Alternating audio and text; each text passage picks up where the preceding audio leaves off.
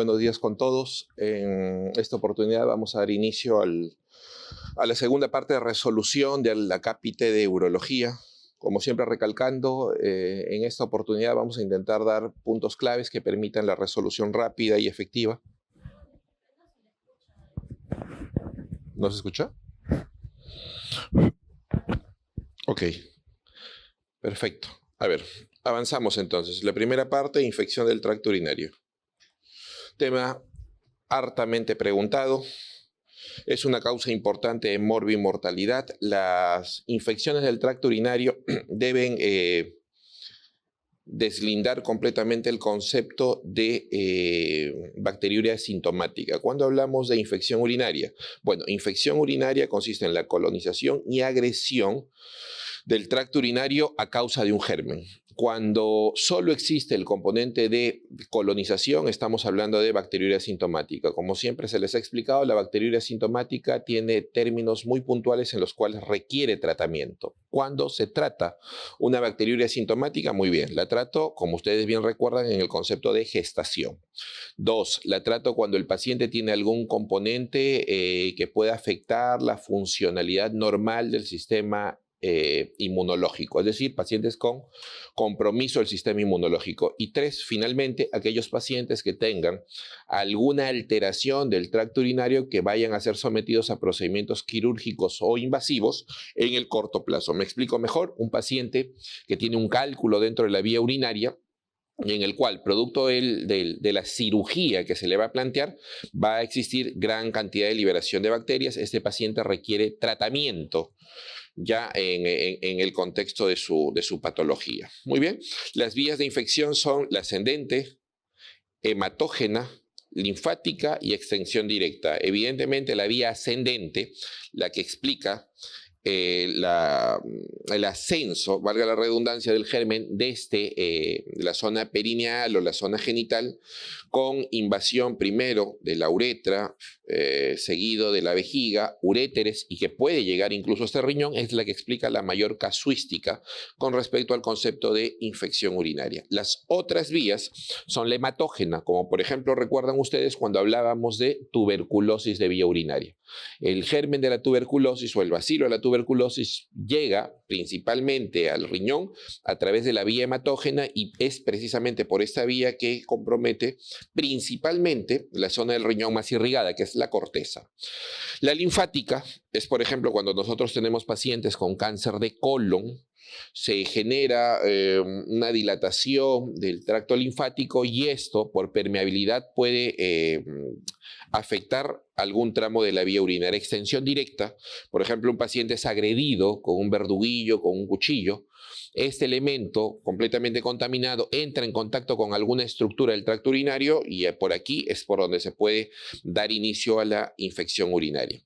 El concepto de infección urinaria debe permitirnos estudiar 3 puntos principales. El primero de ellos, la capacidad de virulencia que tiene el germen, es importante saberla. 2, las condiciones ambientales para que esta situación de infección urinaria progrese, y no menos importante, la capacidad de defensa que va a tener el huésped.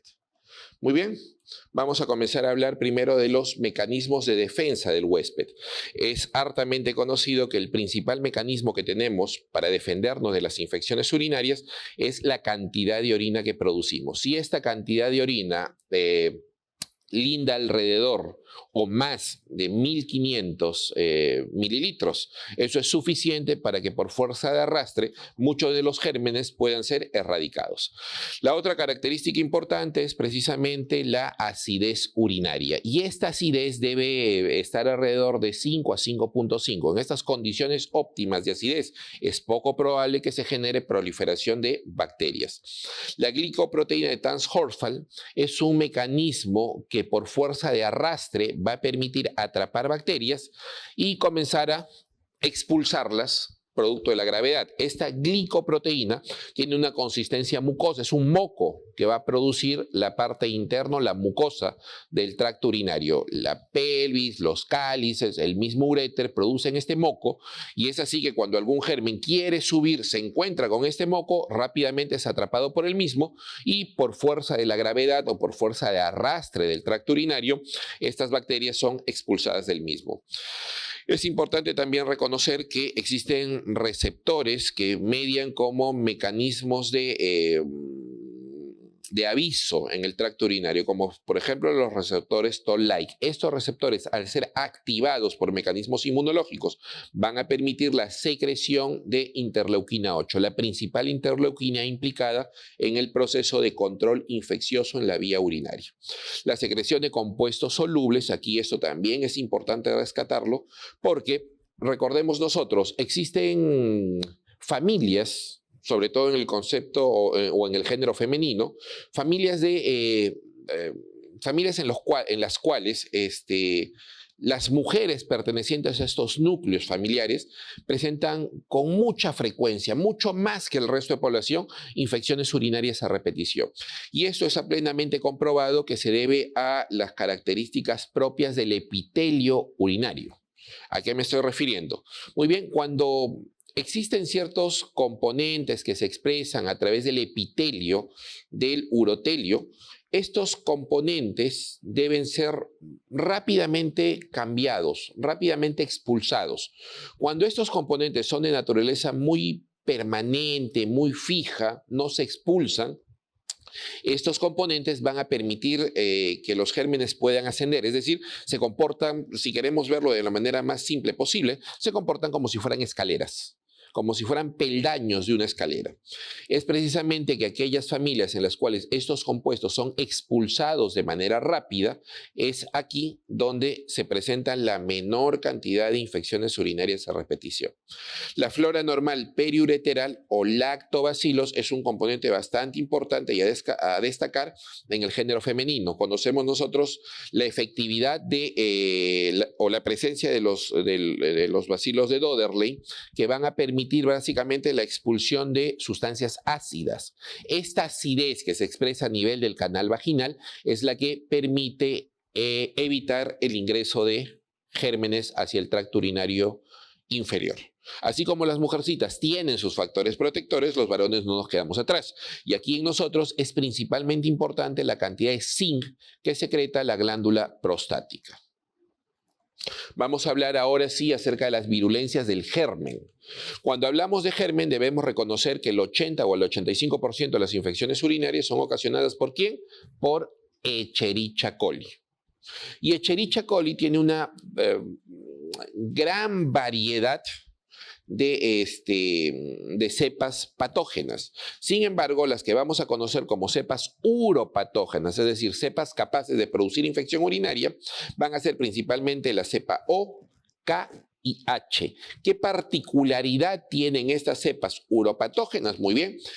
Tienen sobre todo la presencia de pilis. Estos pilis, que son mecanismos de adherencia bacteriana, van a ser expresados según la superficie en la cual desee Escherichia coli o pueda desarrollarse. Es así que tenemos dos tipos de pili principalmente. El pili tipo P, cuando se expresa en Escherichia coli, le permite poder generar adherencia a nivel renal. Esta es una Escherichia coli que va a permitir o va a expresar sobre todo principalmente pielonefritis. El otro tipo de pili es el pili tipo 1. Cuando Escherichia coli expresa el pili de tipo 1, es mucho más frecuente poder encontrar componente de cistitis. ¿Qué es lo que llama mucho la atención en Escherichia coli? Precisamente esto le permite a él ser el causante de la gran mayoría de infecciones urinarias. Escherichia coli expresa o tiene un mecanismo denominado varianza de fase, una situación que no se expresa en todas las bacterias uropatógenas, y es precisamente esta varianza de fase la que le permite a Escherichia coli hacer lo siguiente. Por ejemplo, si una bacteria de Escherichia coli llega a la vejiga y tiene un pili de tipo 1, el cual le permite establecerse en el urotelio de la vejiga y encuentra que ya hay mucha cantidad de Escherichia coli en ese ambiente, puede cambiar la conformación de su pili para obtener ahora un pili de tipo P.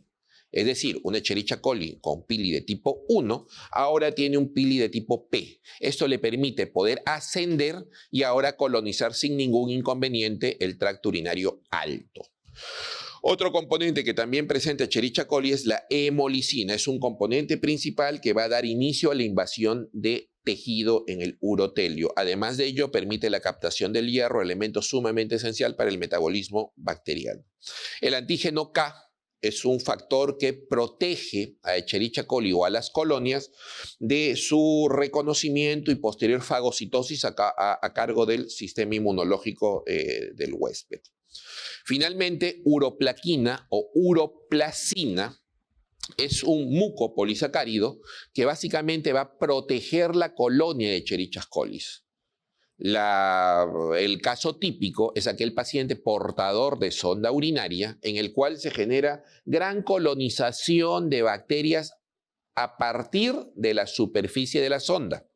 Y una vez que la colonia se establece, llega a un número estable de gérmenes, es aquí que se va a comenzar a producir una biopelícula protectora. Esta biopelícula es la que va a impedir que cualquier tipo de fármaco pueda afectar a la colonia bacteriana. Es por eso que el concepto para poder tratar una infección urinaria en un paciente portador de sonda Foley siempre será primero plantear el retiro de la sonda.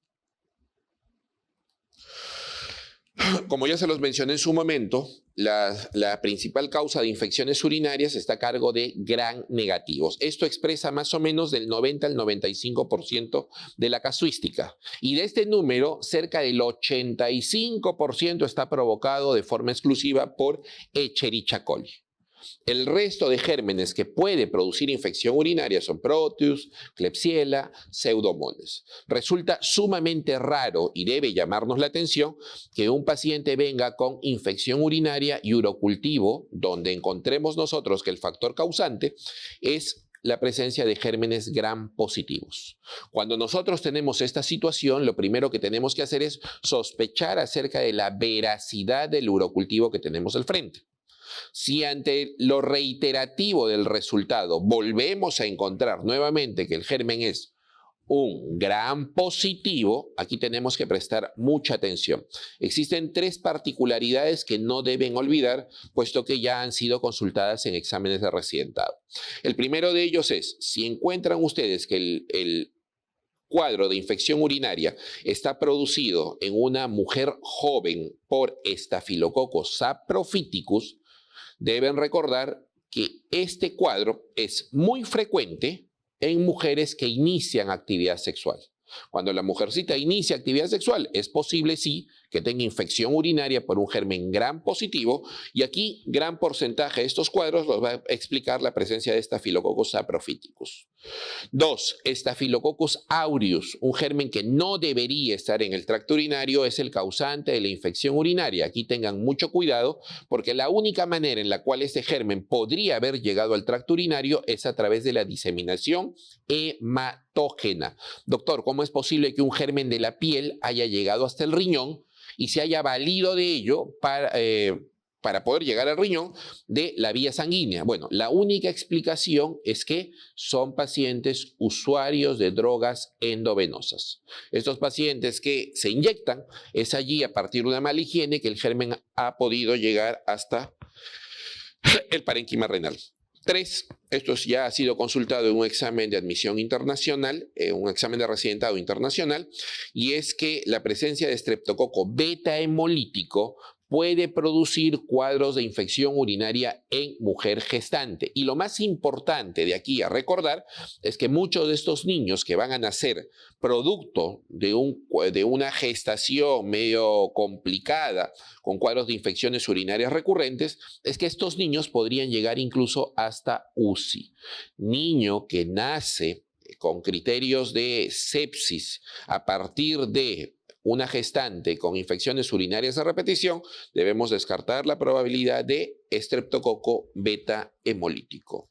Gérmenes que jamás deben pensar ustedes que son causantes de infecciones urinarias son anaerobios, lactobacilos, corinebacterias, estreptococos no enterococos y estafilococos epidermidis. Estos son flora normal y natural del tracto urinario inferior. El diagnóstico, como ya se los mencioné, no solamente consiste en la presencia del germen en la vía urinaria. Si yo tengo un paciente que no tiene sintomatología, pero en el cual el urocultivo me expresa la presencia de gérmenes, esto no puede ser confirmado como infección urinaria. La infección urinaria, para ser diagnosticada como tal, requiere la presencia de germen más sintomatología urinaria. Si no hay sintomatología, recalco, eso debe ser categorizado como una bacteriuria asintomática. Muy bien. Ahora, con respecto al urocultivo, tenemos que recordar tres valores. El primero de ellos, toda vez que nosotros en el urocultivo encontremos, corrijan acá, más de 10 a la 5, ese 5 es potencia, no es 105, 10 a la 5 unidades formadoras de colonia en una muestra de orina obtenida a partir del chorro medio, esto debe ser considerado, ¿qué cosa? Como positivo y significativo para pensar en infección urinaria. Cuando esta muestra de orina es obtenida a través de cateterismo limpio intermitente, es decir, voy a limpiar la zona del tracto urinario inferior, puedo limpiar el meato uretral y a partir de allí introduzco una sonda y encuentro yo una cantidad mayor de 10 a la 2, este valor es válido para pensar que estamos frente a un cuadro de infección urinaria. Recuerden bien el siguiente valor porque es el que ya se ha consultado. Toda vez que ustedes obtengan muestra de orina a través de una punción, aspiración suprapúbica, no voy a meter ningún catéter, no voy a esperar que el paciente orine, voy a punzar la zona que se encuentra por debajo del ombligo, voy a obtener muestra de dicha punción y si aquí crece cualquier número, debe ser considerado como positivo para infección urinaria. Este cuadro es simplemente para recordarles lo siguiente: las infecciones urinarias, según el sitio donde se desarrollen, pueden ser consideradas como infecciones urinarias bajas o infecciones urinarias altas. ¿Cuál es el punto anatómico que me permite decir que una infección urinaria es alta y otra baja? El techo de la vejiga. Si yo hipotéticamente trazo una línea imaginaria por el techo o la cúpula vesical, diré que todas las infecciones urinarias que se generan de la línea imaginaria hacia arriba deben ser consideradas como infecciones urinarias altas y de la línea imaginaria hacia abajo son infecciones urinarias bajas. La clínica resulta ser bastante diferente también. Es así que, por ejemplo, todas las infecciones urinarias bajas van a cursar sobre todo con síntomas de irritación urinaria. ¿Cuáles son esos síntomas? Va a haber incremento en la frecuencia miccional, puede haber ardor al momento de orinar, puede haber signos de sangrado en la muestra de orina, pero lo que no debe haber es fiebre. Fiebre y puño percusión lumbar positiva son dos signos bastante sugerentes de infección urinaria alta. Con respecto al concepto de epidemiología de la infección de la vía urinaria, recordaremos lo siguiente. Las infecciones urinarias, no es un secreto para ninguno de ustedes, son mucho más frecuentes en el género masculino si éstas se presentan antes del año de edad. ¿Y esto por qué? Porque el tracto urinario masculino es un poco más complejo en su parte genital y por ende existe mayor probabilidad de alteraciones o anomalías congénitas. Pero a partir del año de edad en adelante, básicamente las infecciones urinarias son predominantemente del sexo femenino. Ahora vamos a explicar el porqué de este predominio. Muy bien, entre el año y los 15 años de edad, las infecciones urinarias, véanlo ustedes, son mucho más prevalentes en el sexo femenino. Y la explicación es la presencia de anomalías funcionales. ¿Qué significa esto, doctor? Muy bien, cuando nosotros estudiamos el tracto urinario en el sexo femenino, vamos a encontrar que no existe ninguna alteración anatómica del mismo. Sin embargo, ¿qué es lo que pasa con ellas cuando inician la etapa escolar? Cuando ya comienzan a ir al colegio, producto de cuestiones culturales a veces, se les explica o se les insiste a ellas de que en la medida de lo posible deben intentar evitar el acceso a un baño que no sea el baño de su casa. Y es así que las mujercitas, cuando comienzan a llegar al colegio, muchas veces van a comenzar a, por cuestión de voluntad, van a comenzar a retener orina. Estos episodios largos de retención urinaria son precisamente los que van a favorecer las infecciones urinarias. Entre los 16 y 35 años de edad, aquí la situación es básicamente explicada ¿por qué? Por actividad sexual. De los 36 a los 65 años, aquí la situación comienza a equipararse. Es aquí precisamente en este momento, a partir de los 50 años en adelante, en el que la hiperplasia prostática benigna comienza a aparecer en el contexto de enfermedad urológica del varón, y esto explica el por qué el varón, por encima de esta edad, es que comienza a tener más episodios de infección urinaria. La situación prácticamente está igualada por encima de los 65 años. Aquí la incontinencia urinaria femenina, así como también la hiperplasia prostática benigna masculina, son las dos causas principales de infección urinaria en ambos sexos. Vamos a ver ahora algunos cuadros bastante clásicos, bastante específicos de tipos de infección urinaria. Y nos vamos a abocar en primera instancia a los cuadros de infección urinaria de parénquima renal.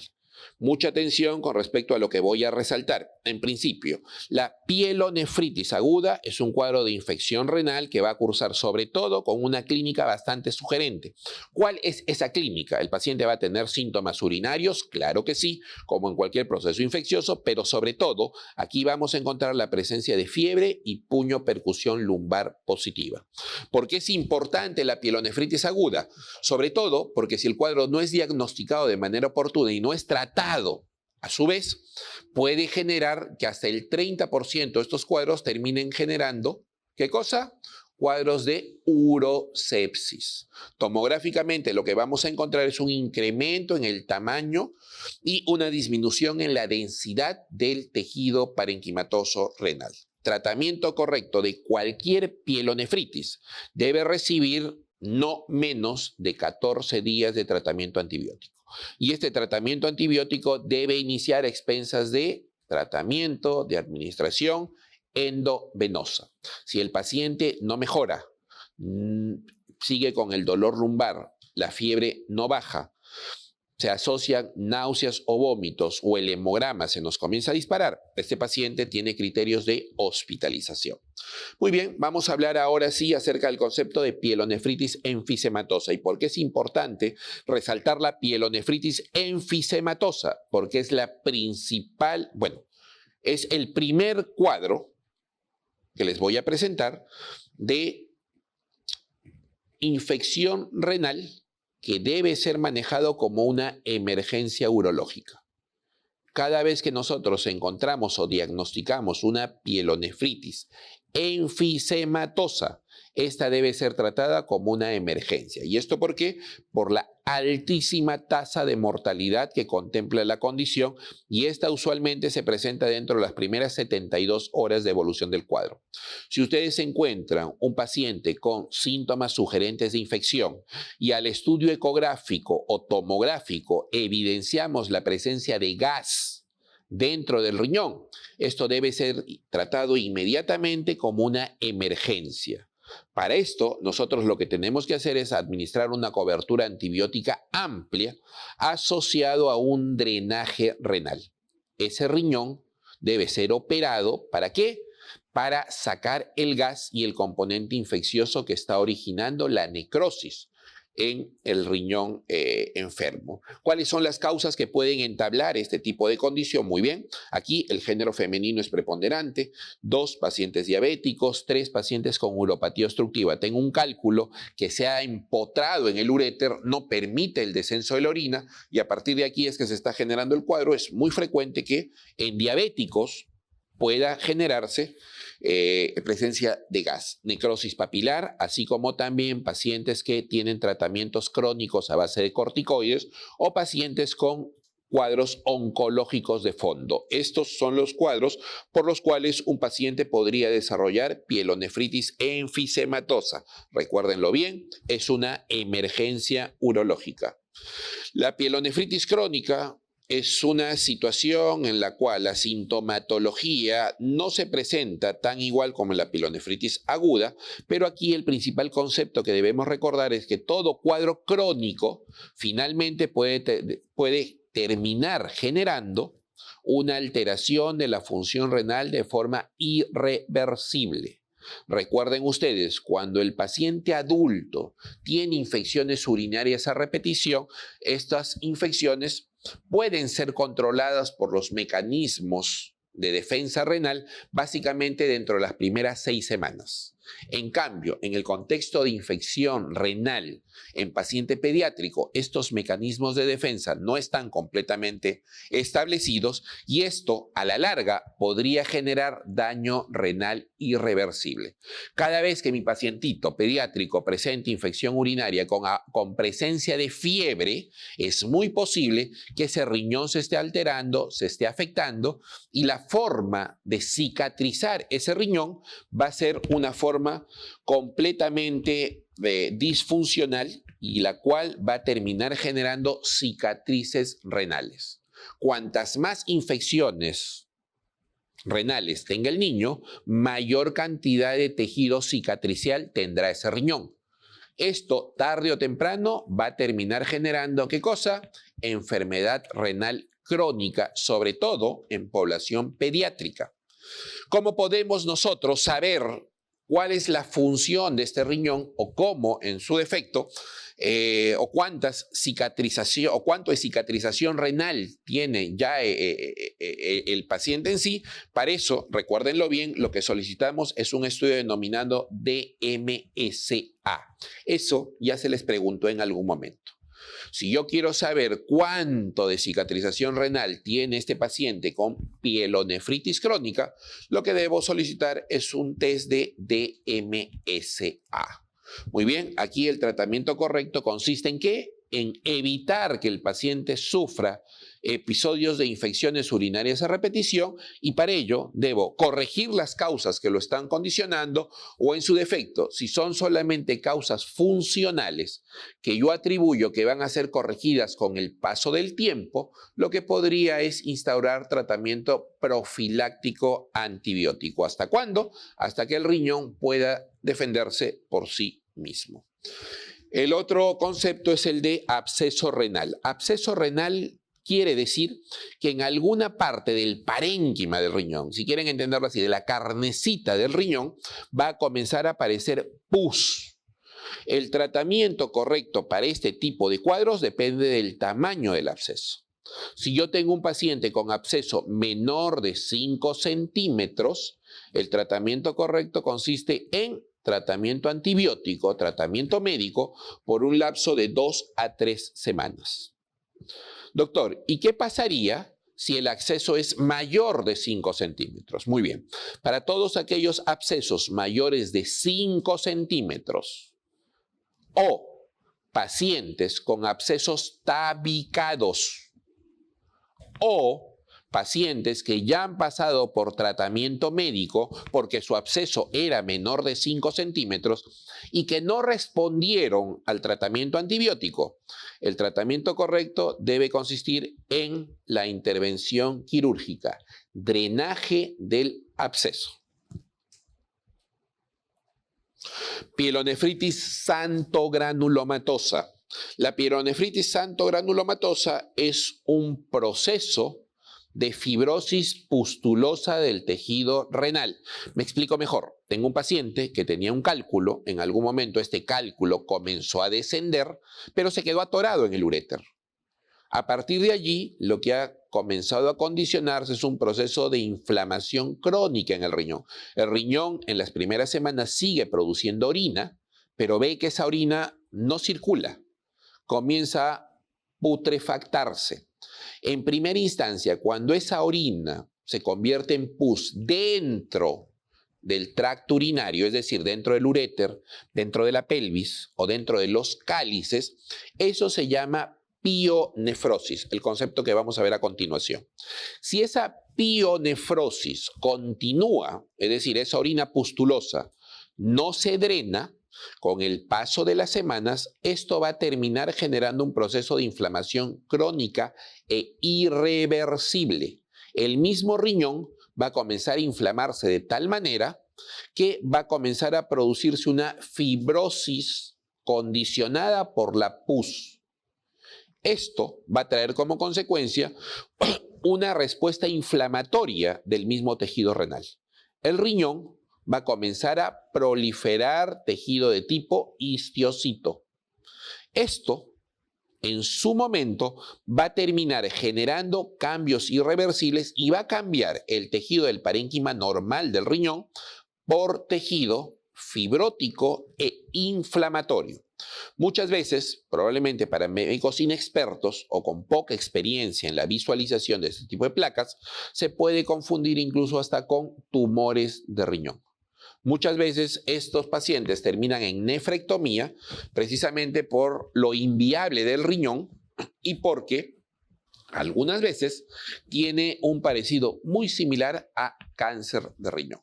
Muy bien, ya les había adelantado algo del concepto de pionefrosis. Cuando yo tengo un paciente con pionefrosis, el tratamiento correcto consiste en ¿qué? En comenzar a drenar esa orina pustulosa. Recalco, absceso renal significa conformación de pus dentro de ¿dónde? Dentro de la carne del riñón, dentro del parénquima renal. Pionefrosis consiste en la presencia de pus en el tracto urinario, en la evacuación, en el tracto por donde discurre la orina, en los cálices, en la pelvis o en el uretra. Dejamos de lado ya las infecciones del parénquima renal y nos vamos a abocar al concepto de infección en cavidad vesical. Esto es lo que vamos a conocer nosotros como cistitis. La cistitis es una causa frecuente de consulta urológica, sobre todo en género femenino. Y esto se explica en parte por la presencia o por la cercanía que existe entre el introito de la vagina y la zona del ano o del perine. Es en este tramo muy corto en el cual las bacterias del tracto gastrointestinal en su porción inferior pueden comenzar a ingresar hacia dónde. Primero se dirigen hacia la zona perineal y luego, si las condiciones son propicias, si no existe una acidez adecuada del introito de la vagina, es que Escherichia coli principalmente puede comenzar a ingresar hacia dónde, hacia la cavidad vesical. Muy bien. El germen, el patógeno habitualmente implicado en este tipo de procesos es Escherichia coli. La sintomatología, fácil de predecir, debe haber ardor al momento de orinar, debe haber incremento en la frecuencia miccional tanto de día como de noche, debe haber polaquiuria, debe haber nocturia y debe haber urgencia. Doctor, ¿la urgencia qué establece? Establece que hay un componente de inflamación dentro de la mucosa de vejiga que cada vez que llega una gotita de orina procedente del riñón a esa vejiga, la vejiga lo que quiere hacer es deshacerse de esa orina. Toda vez que la vejiga puede almacenar o almacena algo de orina, esto genera dolor. Es precisamente por ello que la urgencia es un hallazgo bastante característico de la cistitis. Factores, en todo caso, el tratamiento está a cargo de la administración de antibióticos y corregir los factores que están condicionando el proceso infeccioso.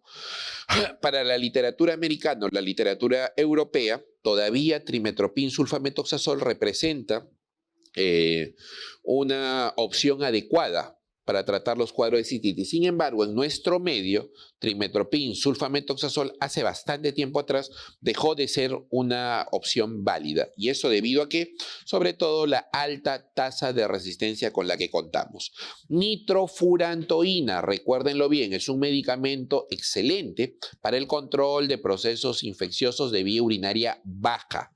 Sin embargo, deben recordar bien, nitrofurantoína no tiene acción alguna como tratamiento farmacológico en pielonefritis. Nunca se les ocurra dar, así vean que en el resultado del urocultivo se les menciona nitrofurantoína como una opción válida para pielonefritis en este tipo de pacientes. ¿Y esto por qué?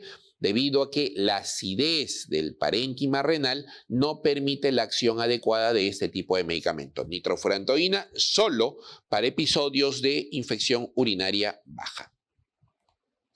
Cistitis recurrente, esto es importante que lo recuerden cuando hablamos de recurrencia. Bueno, hablamos de recurrencia cuando tengo yo un paciente que tiene durante los últimos 6 meses más de 2 episodios de infección urinaria comprobada o durante el último año más de 3.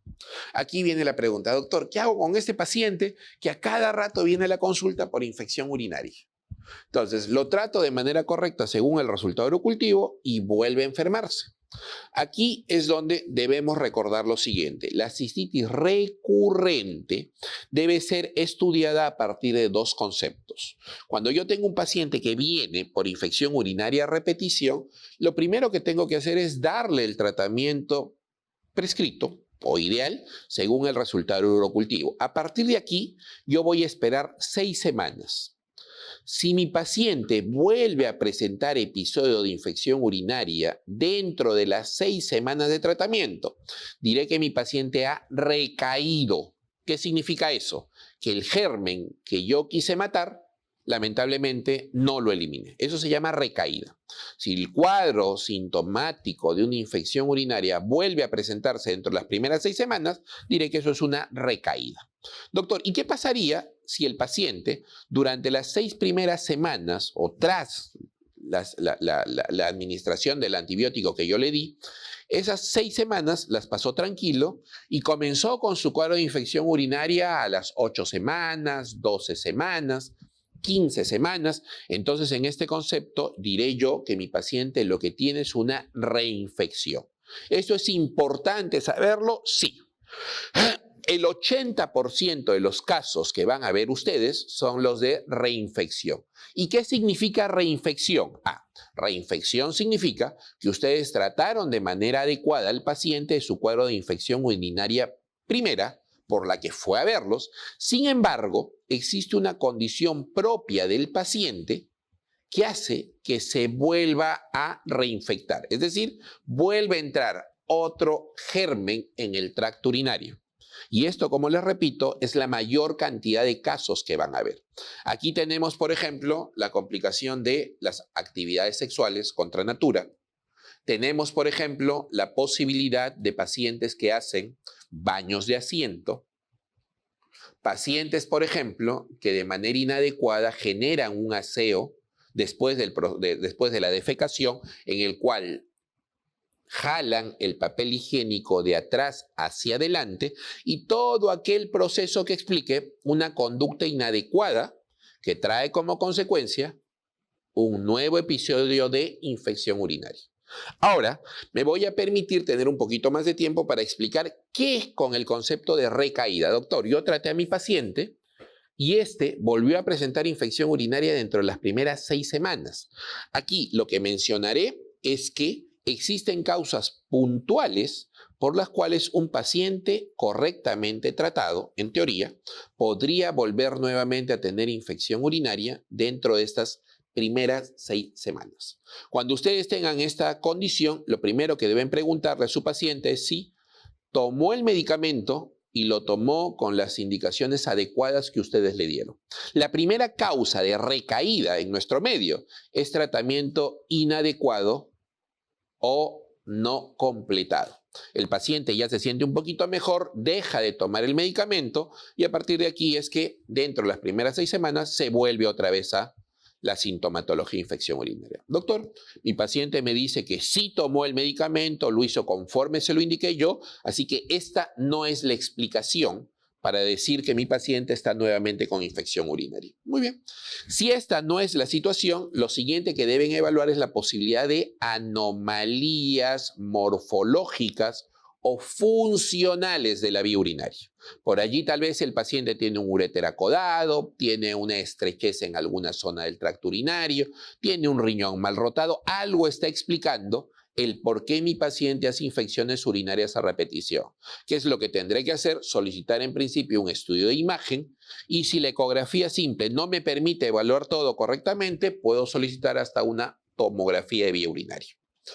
Doctor, ya evalué esa posibilidad, le he hecho el estudio de imagen, le he hecho el estudio morfológico y la vía urinaria de mi paciente no tiene ningún inconveniente. Aquí lo que tienes que evaluar es la tercera posibilidad. Probablemente estás ante un paciente que tenga ciertos criterios ya para pensar en una disfunción o en una insuficiencia renal. Recuerden, todo tratamiento antibiótico que ustedes dan para infección urinaria debe llegar a través de la vía sanguínea al parénquima. Si tienen un paciente que tiene criterios de insuficiencia renal, no está llegando la cantidad de fluido sanguíneo adecuado al riñón y por ende tampoco las concentraciones óptimas de medicamento utilizado.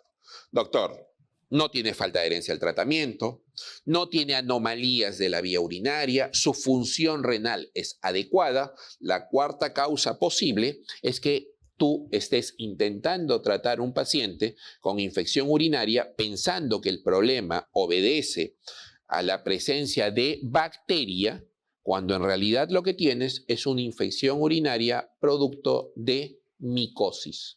¿En quién es más frecuente esto? En los diabéticos. Entonces, esa es una posibilidad que también deben descartar. Muy bien. A grosso modo, es así como nosotros logramos discernir o tratar las infecciones urinarias recurrentes. Doctor, y si a pesar de todo este estudio que le hice a mi paciente, sigue presentando infecciones urinarias, aquí lo que debes intentar es lo siguiente. Hay pacientes que van a tener o te van a mencionar que tienen infección urinaria solo cuando mantienen contacto sexual. Entonces, en este tipo de pacientes no se puede restringir la actividad sexual. Lo que vas a plantear es la administración de tratamiento antibiótico en dosis única tras el contacto sexual. Mi paciente tiene actividad sexual. Terminando el contacto, debe tomar su pastillita de antibiótico. O, en su defecto, la otra posibilidad es mantener tratamiento antibiótico de forma alternada durante los 6 meses posteriores al diagnóstico. ¿Con eso debe solucionar el problema? Claro que sí. Vamos a ver ahora el concepto de malacoplaquia. Malacoplaquia significa que existe un proceso inflamatorio, infeccioso a nivel de la vejiga o al nivel de la capa muscular de la vejiga, tan igual como sucedía con la pielonefritis santogranulomatosa.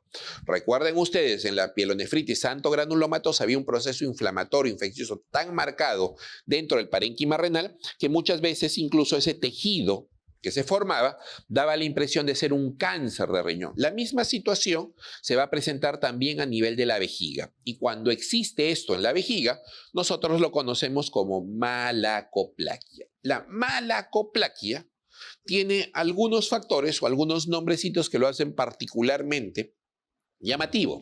Y es que aquí los histiocitos no se llaman solamente histiocitos, sino se llaman células de von Hassemann. Cuando hablamos de la presencia de células de von Hassemann, estamos diciendo de manera indirecta que lo que tenemos al frente es una malacoplaquia.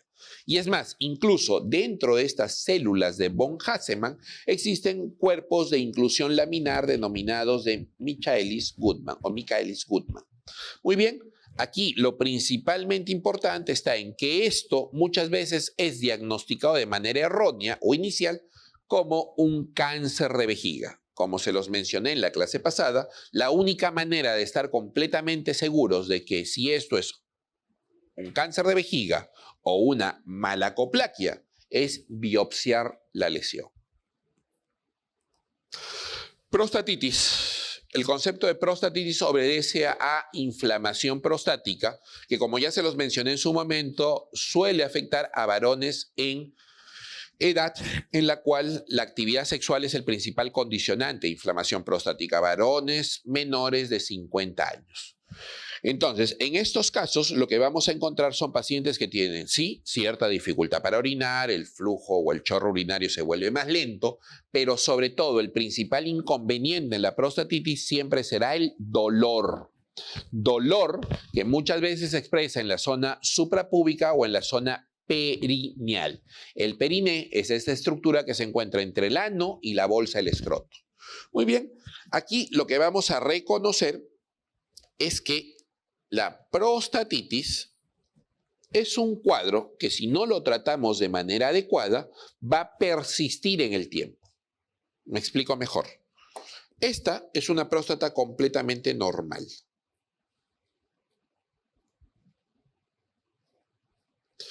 Entonces, cuando viene la orina procedente del riñón y se almacena en la vejiga, lo que debe suceder es que una vez que la vejiga se llena completamente, se apertura el esfínter urinario externo, se apertura el cuello de la vejiga y es en ese momento en el que la vejiga comienza a contraerse para dar salida a todo el contenido urinario que se encuentra en ella.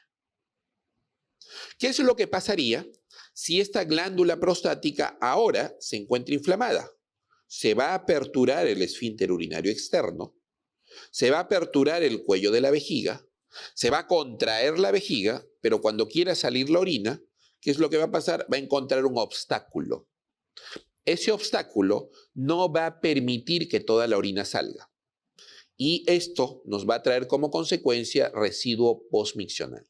Toda vez que la orina se quede atrapada en el tracto urinario, esto va a condicionar, ¿qué cosa?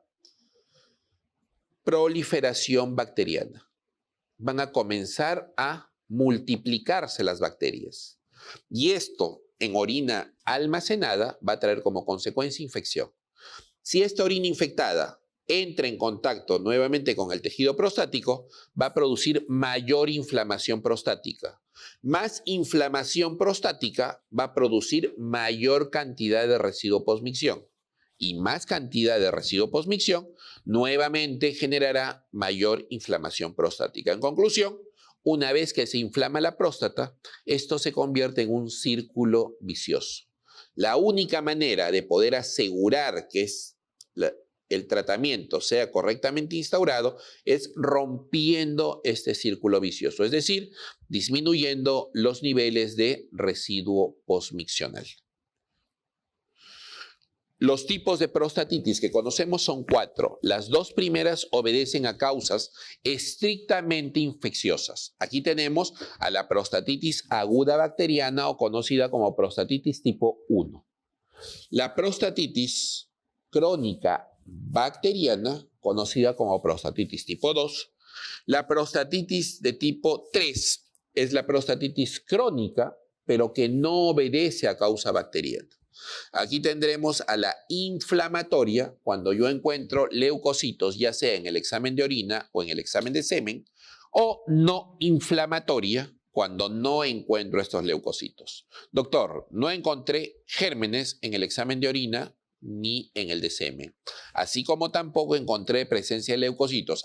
Entonces lo que tienes al frente es una prostatitis crónica no bacteriana de tipo no inflamatoria. Recuerden ustedes este tipo, la 3B, porque es la que encontramos con mayor frecuencia en la consulta urológica. Y finalmente, las prostatitis crónicas de tipo 4, asintomáticas, son aquella condición en la cual yo solicito por elevación del PSA de forma sostenida una biopsia de próstata. Oye, mira, este paciente está elevando el PSA, biopsiémoslo. Y cuando el resultado de la biopsia me llega, me dice, tranquilo doctor, lo que tiene su paciente no es cáncer, es simplemente inflamación crónica. El paciente, ¿en algún momento se quejó de dolor? No. ¿En algún momento se quejó de molestias urinarias? No. El paciente, por lo único que fue a la consulta, es por una elevación del PSA. Entonces, este tipo de pacientes obedece a una prostatitis crónica asintomática. Evaluemos cada uno de estos tipos. La prostatitis aguda, recuérdenlo bien, ya se les ha preguntado en más de una oportunidad en los exámenes, es un cuadro sintomatológicamente muy llamativo.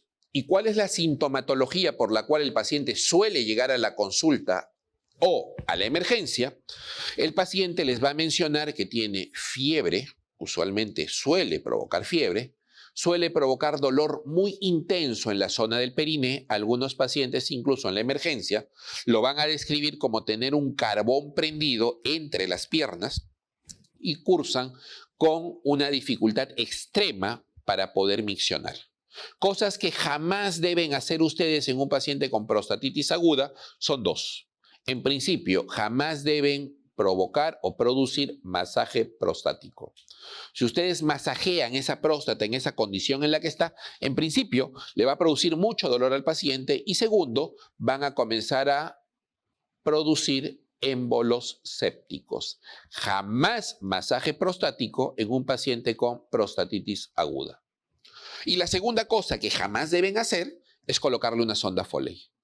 Solo el hecho de colocar una sonda Foley en un paciente con prostatitis aguda podría desencadenar también la presencia de émbolos sépticos y por ende sepsis urinaria. Doctor, pero si mi paciente no puede orinar, ¿qué cosa es lo que tengo que hacer? Tienes que hacerle una talla vesical. Muy bien, en conclusión, este tipo de pacientes debe requerir tratamiento antibiótico en un tiempo no menor a 4 o 6 semanas.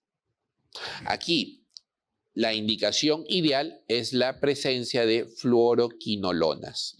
El trimetoprim sulfametoxazol para nuestro medio es una condición, es un medicamento que tiene poca tasa de respuesta. Recuerden, en prostatitis aguda, nunca, jamás, masaje prostático ni colocación de sonda Foley. Prostatitis crónica bacteriana, dime. Es colocarle o hacerle un huequito por debajo del ombligo para que a través de ese huequito pueda yo ingresar una sonda hasta la vejiga y allí sacar la orina. No coloco la sonda por el pene, lo coloco a través de un huequito por debajo del ombligo. Eso es talla vesical o cistostomía, así se llama. Prostatitis crónica bacteriana. Aquí la situación dolorosa es menos intensa. El paciente ya no suele acudir en las mismas condiciones que una prostatitis aguda. Sin embargo, lo que deben recordar es que toda vez que encuentren ustedes un varón joven con episodios de infección urinaria a repetición, la primera opción diagnóstica tiene que ser prostatitis crónica bacteriana. Aquí sí podrían colocar sonda Foley, si lo requiere, sí podrían hacer masaje prostático, aquí no está contraindicado como sucedía en la prostatitis aguda bacteriana. Aquí el tratamiento es igual que en la prostatitis aguda, solo que el tiempo es mucho mayor. Aquí el tratamiento correcto es de 4 a 6 meses. Y como este es un cuadro crónico, repetitivo, recurrente, lo que tenemos que hacer es romper ese círculo vicioso que ya les había manifestado. ¿Cómo rompo este círculo vicioso? Asegurándome que el paciente tenga la menor cantidad de orina como residuo postmicción. ¿Y cómo hago eso? Dilatando el cuello de la vejiga y dilatando la uretra prostática de manera farmacológica. ¿Qué le voy a dar? Le voy a dar tamsulosina para que mi paciente pueda orinar mejor y no retenga orina. Al tratamiento antibiótico le sumamos tamsulosina. Las prostatitis crónicas no bacterianas, aquí como ya se los mencioné, voy a pedir examen de orina, voy a pedir urocultivo, voy a pedir cultivo del semen y no voy a encontrar gérmenes en ninguno de ellos. A su vez, si no encuentro presencia de leucocitos tampoco, diré que esta es una prostatitis bacteriana de tipo no inflamatoria o 3B. Esta es la que explica la mayor cantidad de consultas urológicas atribuidas al concepto de prostatitis. Y cuando tenemos esta situación resulta bastante compleja. ¿Por qué?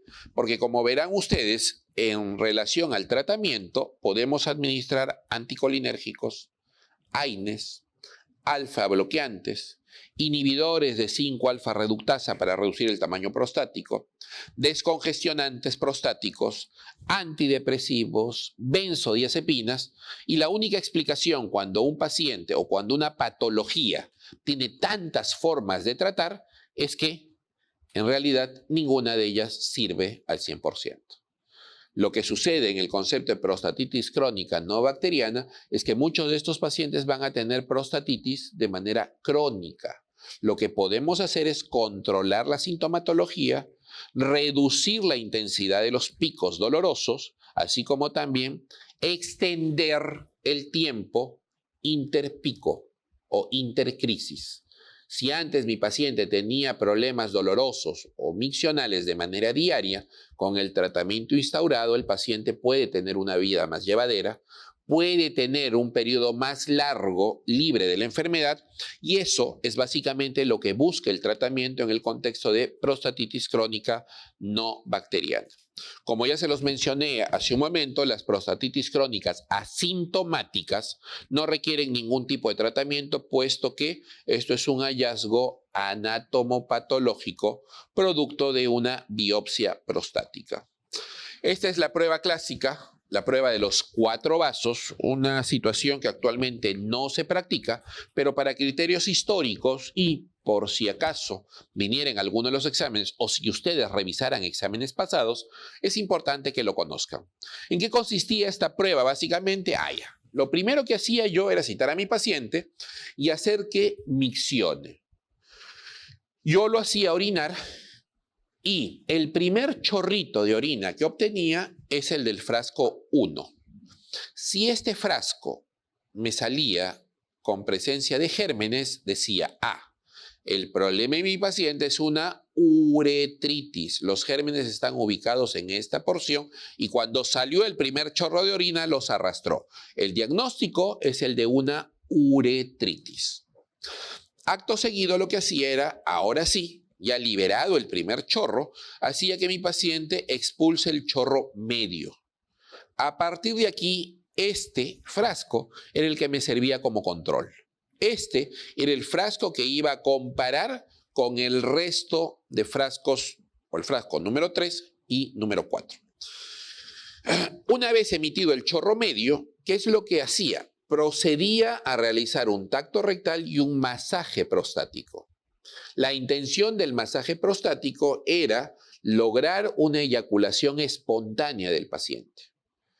Y este líquido prostático también era examinado en busca de leucocitos o gérmenes. Muy bien.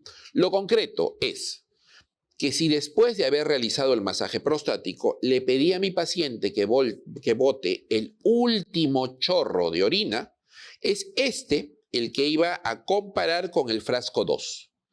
Si entre el frasco 2 y el frasco 4 había una diferencia de más de 100 o más de 10 a la 3 leucocitos, entonces en este momento decía yo, esto confirma que lo que tiene mi paciente es una prostatitis. Era el método indirecto para poder nosotros saber si aquí el paciente tenía o no prostatitis. Como repito, en la actualidad este examen ya es completamente desfasado debido al uso de otros métodos auxiliares. Uretritis. Vamos a hablar ahora acerca del concepto de infección del último tramo de la vía urinaria masculina. La uretritis, básicamente es una situación que suele presentarse más en el género masculino. Consiste en secreción uretral más disuria inicial. Es decir, ¿qué significa disuria inicial? Cuando yo recién comienzo a orinar, en ese momento es que presento ardor al momento de la micción. Porque cuando yo tengo ardor, cuando ya estoy terminando de orinar, eso se llama estranguria. Y la estranguria habla más acerca de una inflamación, ¿de qué? De cuello de vejiga o de trígono. Muy bien. Volvemos al concepto de uretritis. La uretritis, como ya se los mencioné, es la secreción de cualquier tipo de líquido, sea mucoso o purulento a través de la uretra, asociado al concepto de disuria inicial. Este tipo de patología suele obedecer a 2 causas. Una, la infección por gonococo, o 2, la infección de algunos gérmenes que no son gonococos. La uretritis gonocócica es una uretritis de tipo purulenta. Cuando nosotros vemos en el meato uretral una secreción muy parecida a la leche condensada, nosotros diremos que esta es una uretritis gonocócica. Y para todas aquellas condiciones en las cuales se genera una secreción de tipo mucosa, diremos que esta es una uretritis no gonocócica. Doctor, ¿y quiénes suelen producir las uretritis no gonocócicas? Aquí a la cabeza tenemos a clamidia, ureaplasma, tricomona y herpes simple. Lo concreto y lo que deben recordar ustedes es que las uretritis suelen ser de causa mixta, es decir, en un paciente con uretritis, por la alta asociación de componente gonocócico y no gonocócico, debemos dar tratamiento compartido, debemos dar tratamiento bimodal, tanto para gonococo como para no gonococo. Aquí el tratamiento es lo que deben recordar.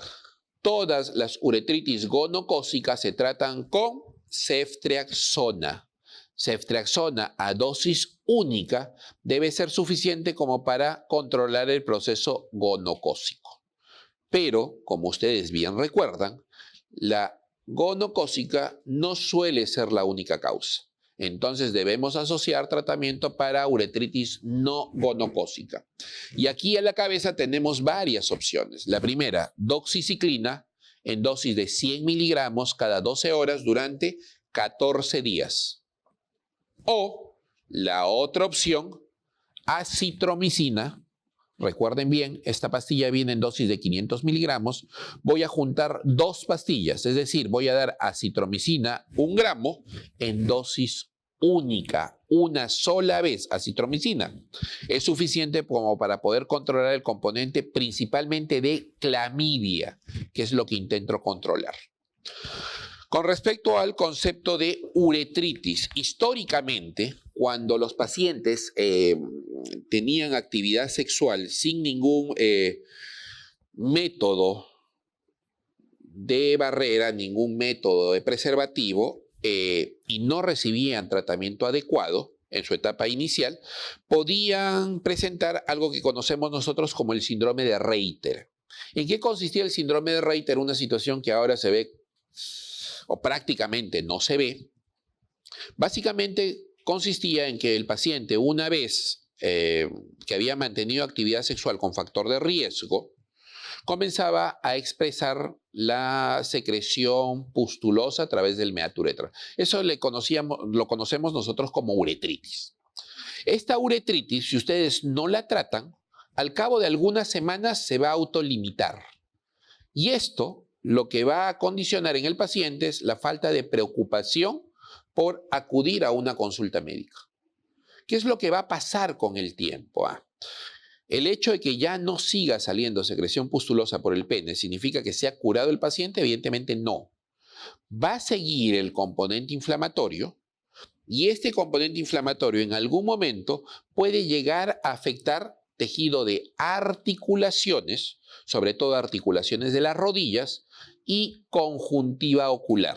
Es así que meses después de que este paciente había mantenido actividad sexual de riesgo, había tenido secreción purulenta por el pene, acudía a la emergencia con dolores intensos de rodilla y cuando veíamos la rodilla era una papaya, era enorme, grande, inflamada, con mucho dolor y además de eso tenía procesos conjuntivales. El tratamiento correcto para este tipo de pacientes, como ya se los mencioné, es la ceftriaxona. Sin embargo, si esta situación no es tratada de manera oportuna, puede generar secuelas hacia futuro, como por ejemplo, ¿qué cosa?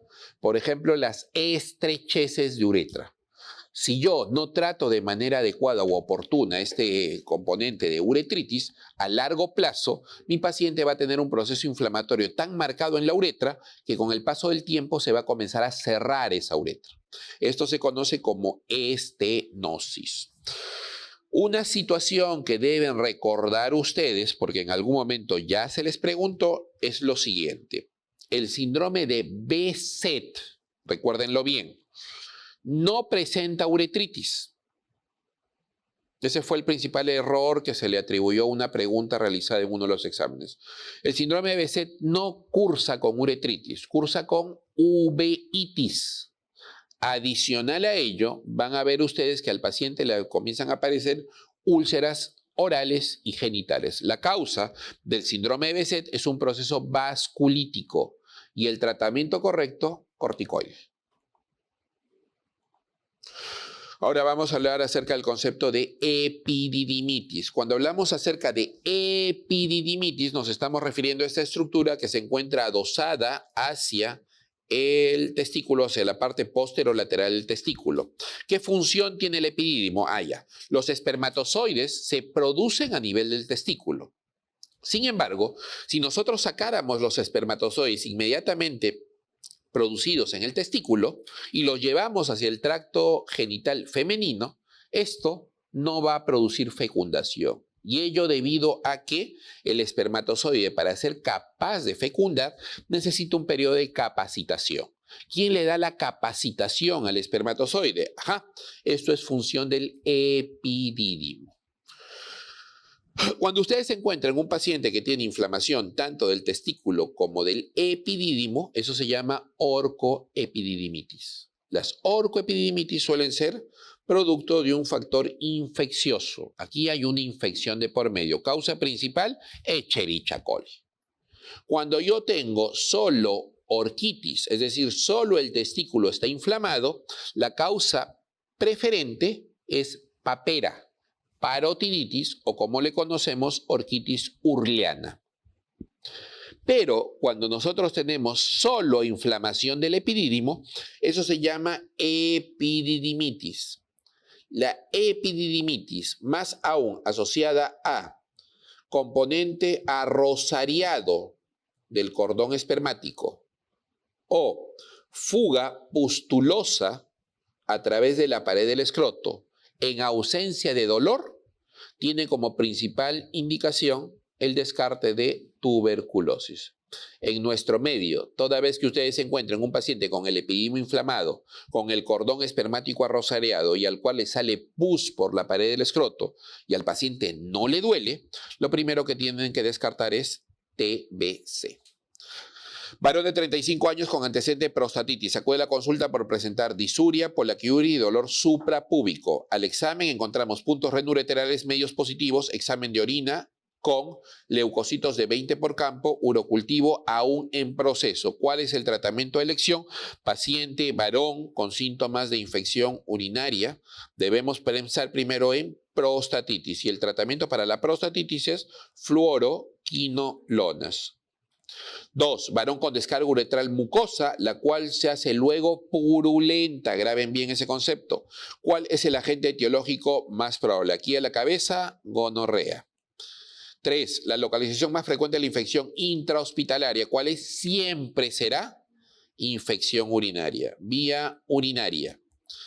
4. En urología pediátrica, ¿qué tipo de patología es la más frecuente? También, nuevamente lo mismo, infecciosas.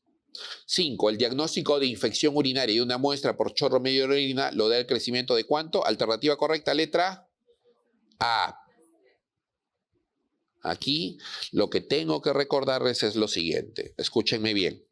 En este examen que ustedes van a dar, existe mucha gente que se está preparando tan igual que ustedes. Entonces, finalmente, ¿quiénes serán los que obtengan el mejor resultado? No necesariamente los que saben más, sino los que se equivocan menos. Sugerencia, cuando tengan una pregunta, lean todas las alternativas. Usualmente, cuando uno quiere que se equivoquen, voy a poner una alternativa muy parecida a la correcta en la letra A o la letra B. Entonces, cuando les digo el diagnóstico de infección urinaria en una muestra obtenida por chorro medio de orina, lo da el crecimiento de 10 a la 5 unidades formadoras de colonia por mililitro. Alternativa correcta, la letra C. Tenga mucho cuidado porque esto es muy frecuente que pase. 6. Las razones para recomendar el condón masculino son las siguientes, a excepción de, veamos, un preservativo es económico y no necesita receta médica, eso es correcto. ¿Es un factor protector frente a la promiscuidad? Sí. ¿Genera protección contra infección de transmisión sexual? Es básicamente el mismo concepto. No necesita vigilancia médica alguna, también está en lo correcto. Y tiene una alta tasa de eficacia como método anticonceptivo, eso es falso. De todos los métodos anticonceptivos, el ritmo y el preservativo son los menos eficaces. 7. Varón con uveitis, úlceras orales y genitales. ¿Cuál es el diagnóstico más posible? Eso es un síndrome de Behçet, que es una vasculitis. Varón que presenta bacteriuria recidivante con próstata normal a la palpación y muchos leucocitos en el sedimento urinario. Varón con infección urinaria a repetición o en todo caso presencia de gérmenes de manera constante en la vía urinaria. ¿Qué cosa es? Eso es una prostatitis crónica hasta que ustedes demuestren lo contrario. 9. De los siguientes, el tratamiento de primera elección de la prostatitis bacteriana crónica es... Aquí, evidentemente, el tratamiento correcto es el tratamiento médico. Y dentro de las opciones valideras tenemos fluoroquinolonas, o para la literatura internacional en la cual no se ha manoseado mucho el trimetoprim sulfametoxazol, esta podría ser una opción validera. Recuerden, en nuestro medio, trimetoprim sulfametoxazol tiene una resistencia superior al 20%, lo cual lo hace inelegible para este tipo de patología. 10. Mujer de 23 años que padece disuria de 4 días. Recibió ya una dosis de cotrimoxazol y no ha mejorado. Presenta lumbalgia, náuseas, vómitos y fiebre. Además de ello, en el examen físico encontramos que las mucosas orales se encuentran secas. En el abdomen hay puntos renureterales superior y medio positivo, leucocituria, hematuria y cilindros leucocitarios. Punto aparte, cada vez que les mencionen el concepto de cilindros, significa que el proceso, ya sea infeccioso, ya sea de sangrado o lo que fuera, se está generando a nivel del riñón. Si yo tengo un paciente con cilindros leucocitarios, ¿la infección en dónde está? Está en el riñón. Si yo tengo un paciente con cilindros hemáticos y está con hematuria, ¿de dónde viene el sangrado? Viene del riñón. Entonces, tengo un paciente con cuadro infeccioso, cuadro febril incluso, y presencia de cilindros leucocitarios. ¿Qué es lo que tiene? Tiene una pielonefritis. Ahora, la pregunta de rigor, doctor, ¿esto es una pielonefritis recidivante? No, nada me hace pensar en ello. ¿Es una pielonefritis aguda? Sí, pero ¿cómo saber si es complicada o no complicada? Sencillo. Cada vez que ustedes encuentren un paciente con infección urinaria asociado a alteración de la vía urinaria, ya sea anatómica o funcional, eso es una infección urinaria complicada. Me explico mejor. Si yo tengo un paciente con infección urinaria y es portador de sonda Foley, eso es una infección urinaria complicada. Si yo tengo un paciente que tiene una alteración anatómica, como por ejemplo la presencia de un cálculo, eso es una infección urinaria.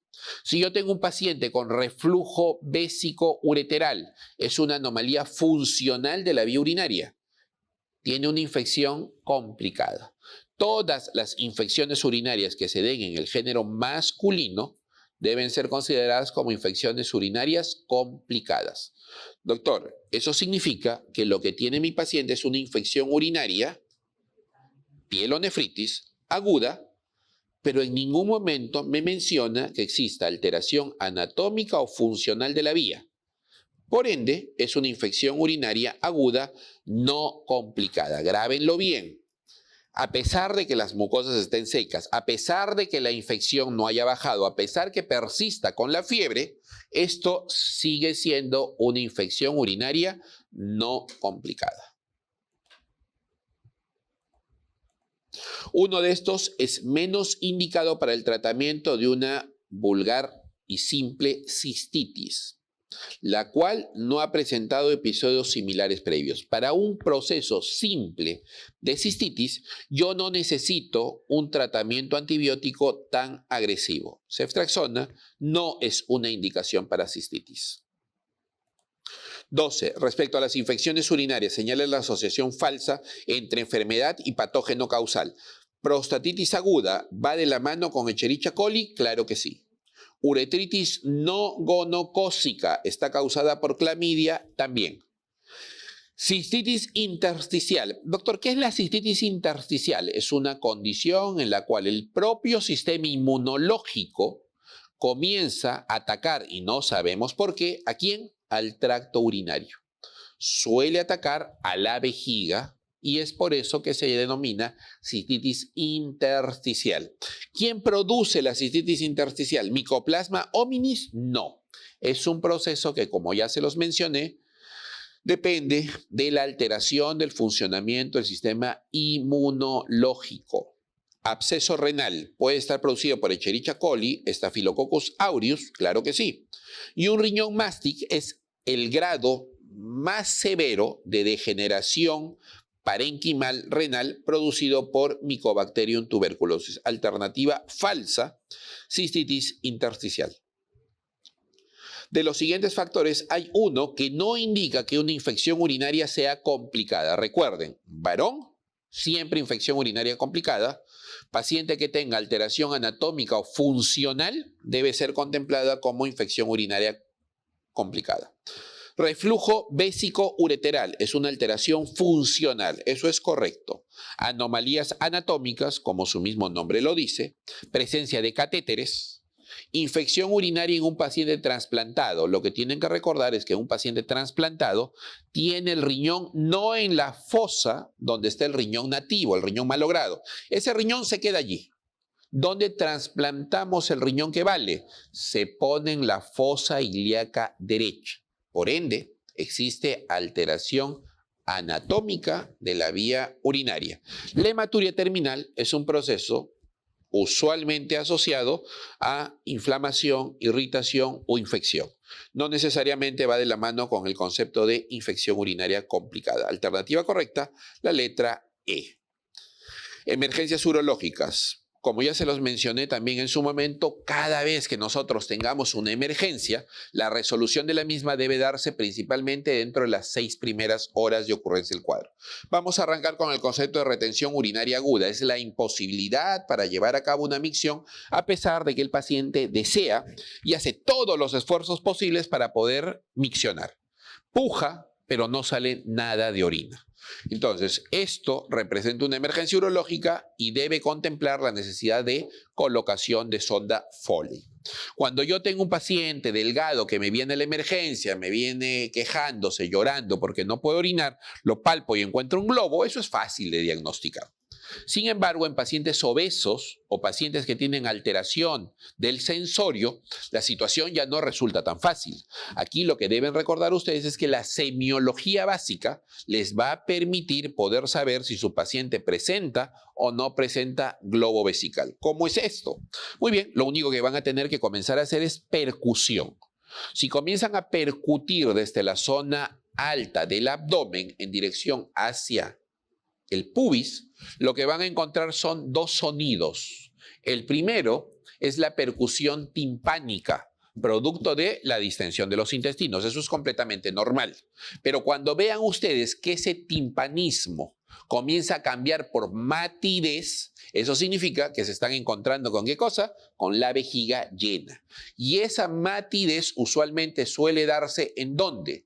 Por debajo del ombligo.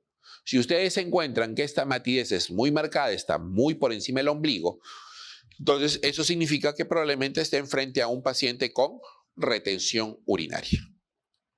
Causas de retención, las causas vesicales, neoplasia de cuello de vejiga, hematuria, cálculos enclavados, causas prostáticas, hiperplasia, neoplasia, prostatitis, causas de uretra, cálculos enclavado, estrechez uretral, neoplasias, causas neurológicas, lesiones medulares, causas farmacológicas, que son las que nunca deben olvidar.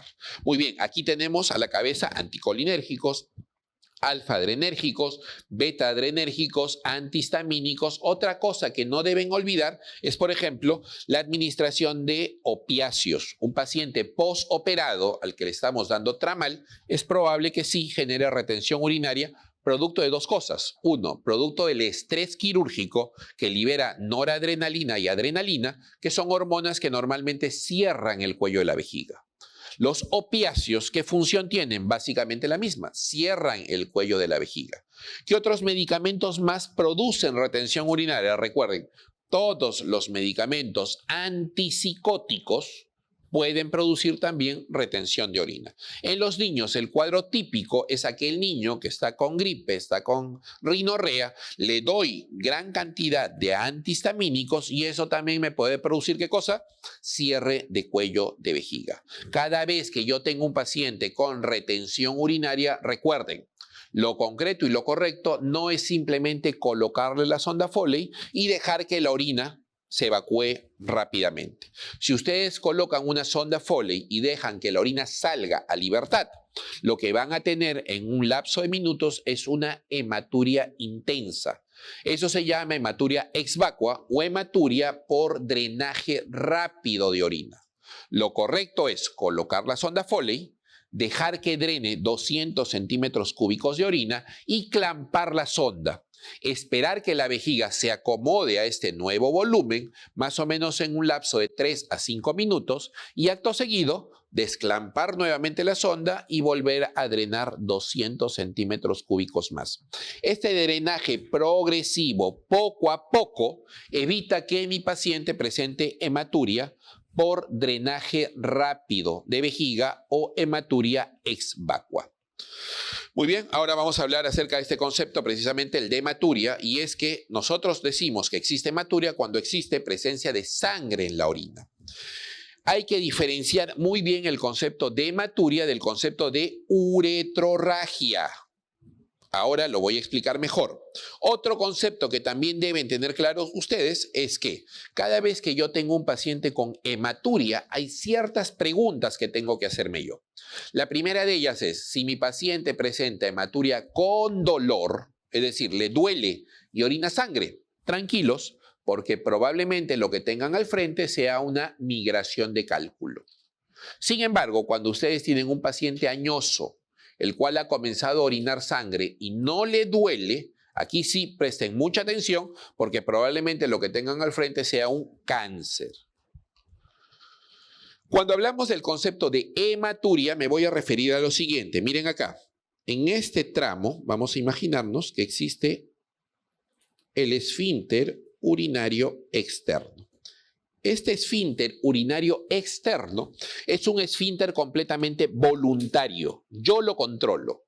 Cuando creo estar en el momento y en el lugar adecuado, lo aperturo y una vez que se apertura, el siguiente evento que va a suceder para que se produzca la micción es contracción de la vejiga.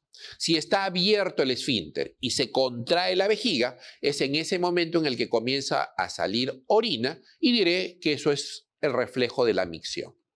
Ahora, imagínense ustedes, tengo el esfínter urinario cerrado y tengo un foco que sangra, ya sea desde el polo superior del riñón o incluso hasta antes del esfínter urinario. Si ese foco sangra, yo no voy a poder percatarme que existe sangrado, sino cuando recién comience a orinar. Es decir, hematuria es la presencia de sangre en el momento de la micción. Yo me doy cuenta que estoy sangrando cuando orino. Ahora, cuando nosotros tenemos hematuria, como ya se los mencioné, existen dos preguntas de rigor que tenemos que hacer. La primera de ellas es la que ya les mencioné, si existe o no el concepto de dolor asociado. Y la segunda es ver en qué momento de la micción se presenta el sangrado. Voy a ser más claro. Si yo tengo sangrado de manera inicial, cuando yo comienzo a orinar, salen las primeras gotas de orina con sangre y luego esta orina va recuperando su coloración normal, diré que esta es una hematuria inicial. La hematuria inicial solo se produce si el sangrado está en uretra proximal. Allí está el sangrado. Allí es donde deben de buscarlo. 2. Diré que una hematuria es total si el sangrado se produce desde que comienzo a orinar hasta el término y el origen de la misma es renal o ureteral. Es un sangrado tan grosero, tan severo, que toda la orina está teñida de sangre.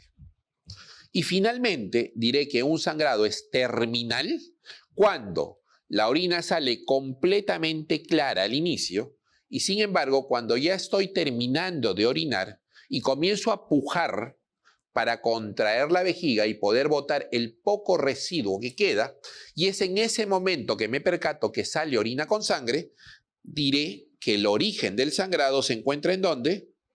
Se encuentra en la vejiga. Recapitulo, repito, disuria inicial, uretra proximal o uretra prostática. Sangrado total, riñón o uréteres. Y hematuria terminal, solo vejiga.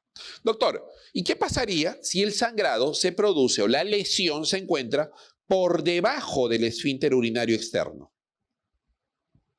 Aquí ya no hay ningún esfínter que sea capaz de contener el sangrado y eso va a expresar un sangrado a través de la uretra de forma constante. Es más, el sangrado tiene otras características, es sangre pura, ya no viene combinada con orina. Eso es lo que vamos a conocer nosotros como uretrorragia. El sangrado que se genera por debajo del esfínter urinario externo es lo que se conoce como uretrorragia. Bueno, las causas pueden ser glomerulares, hematológicas. Aquí, punto aparte, como se los mencioné en su momento, cada vez que yo tenga un proceso, ya sea infeccioso o ya sea de sangrado a nivel del parénquima renal, se presentarán cilindros. Si yo tengo un paciente que tiene hematuria y la causa del sangrado se expresa por alteración glomerular, lo que tendré son cilindros hemáticos.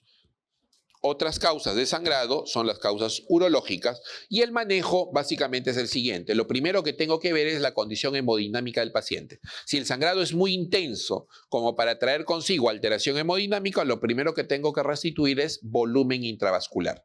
Acto seguido, tengo que evaluar la permeabilidad de la vía urinaria.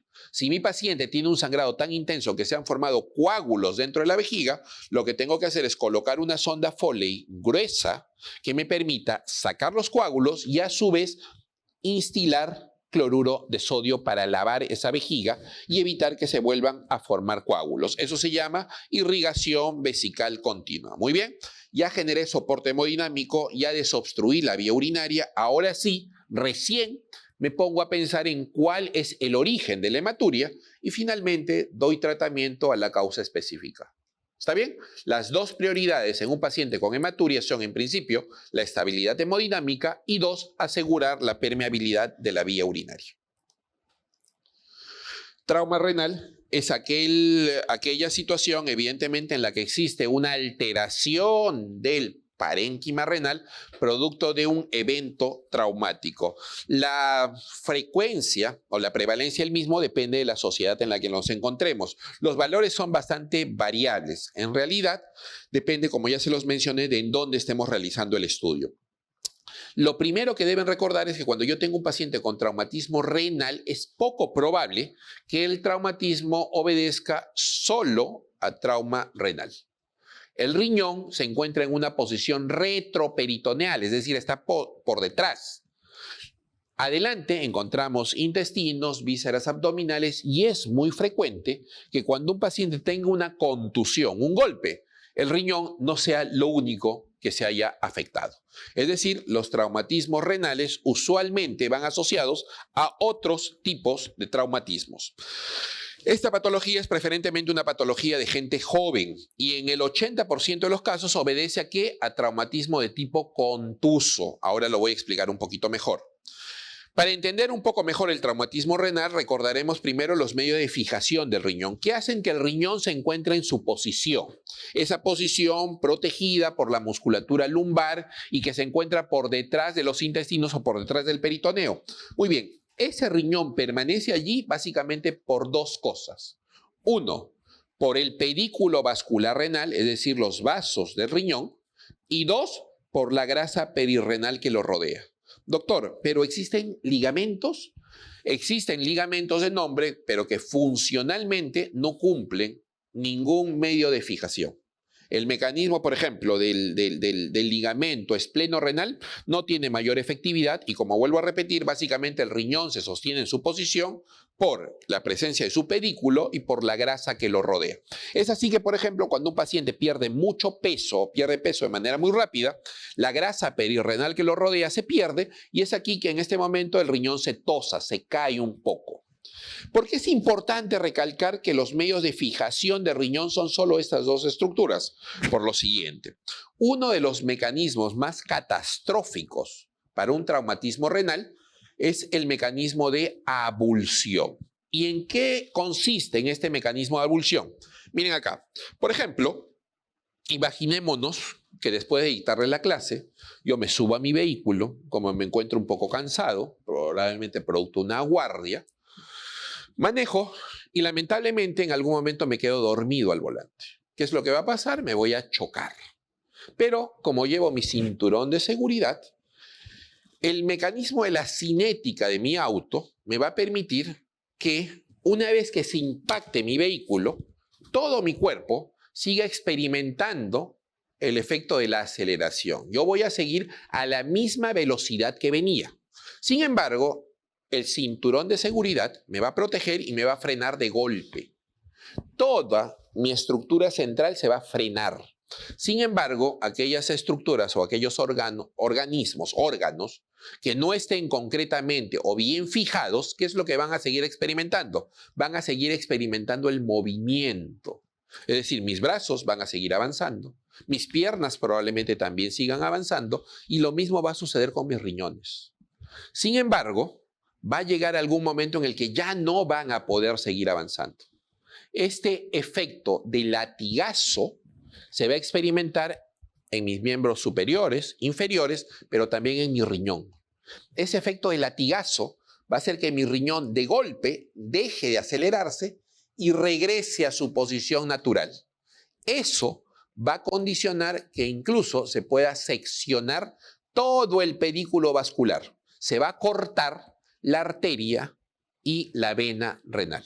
Recuerden ustedes, el riñón es un órgano altamente irrigado. Circula aproximadamente de 500 a 800 mililitros de sangre por minuto. El promedio de contenido hemático que tenemos en el cuerpo es alrededor de más o menos 5 litros. ¿De 5? Entonces, eso significa que en poquísimo tiempo el paciente va a terminar falleciendo en el mismo evento o en el mismo sitio del accidente. Ese es un mecanismo por el cual se puede generar un traumatismo renal severo. El resto de mecanismos son por golpes, son por perforaciones, son por proyectil de arma de fuego. Muy bien, vamos a hablar ahora acerca del concepto de traumatismo renal cerrado, las contusiones, los golpes. ¿Estos podrían generar daño en el riñón? Claro que sí. Y la forma más fácil de diagnosticarlo es simplemente la exploración. Si yo veo que en la zona de la fosa lumbar tengo un gran hematoma con el antecedente descrito de un traumatismo que impacta directamente sobre dicha zona, debo suponer que mi riñón podría estar lesionado. Otro mecanismo que también podría generar lesión o trauma renal es la lesión renal penetrante o perforante. Cuando yo tengo una agresión por tercero, alguien me mete un cuchillo, un verduguillo en la fosa lumbar, es posible que debido a la longitud que tiene el elemento cortante o penetrante, puede haberse generado un traumatismo en el riñón. Por eso es importante saber la longitud del elemento transgresor. Otro mecanismo por el cual podría generarse una lesión penetrante o perforante en el riñón es la lesión por proyectil de arma de fuego, bala. Aquí lo que deben recordar es que la bala tiene un doble mecanismo de lesión. La primera es por su velocidad y por su trayectoria. La bala va lesionando todo o por todo el trayecto que se va generando en su dirección. Sin embargo, ese no es el único mecanismo de lesión. El otro, deben recordar que la bala es un elemento caliente y cuando ingresa quema todo lo que roza. Es más, incluso una bala podría rozar un vaso importante y esto no va a sangrar sino en cuánto tiempo, dentro de las 72 horas posteriores. Es más, un paciente al que nosotros vemos en la emergencia y le decimos, oye, mira, qué suerte tuviste, la bala no te generó ningún daño importante a ningún órgano, no le podríamos asegurar que esta situación va a ser estable en las siguientes 72 horas, porque, recuerden, todo lo que rozó la bala todavía no se expresa en el momento inmediato.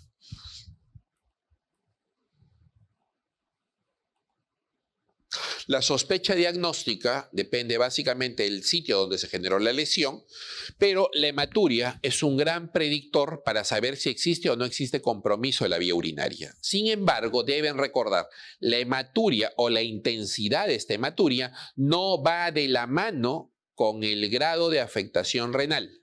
Puedo tener un traumatismo renal severo y sin embargo no ver sangre en la orina. Eso se los voy a explicar un poquito con imágenes.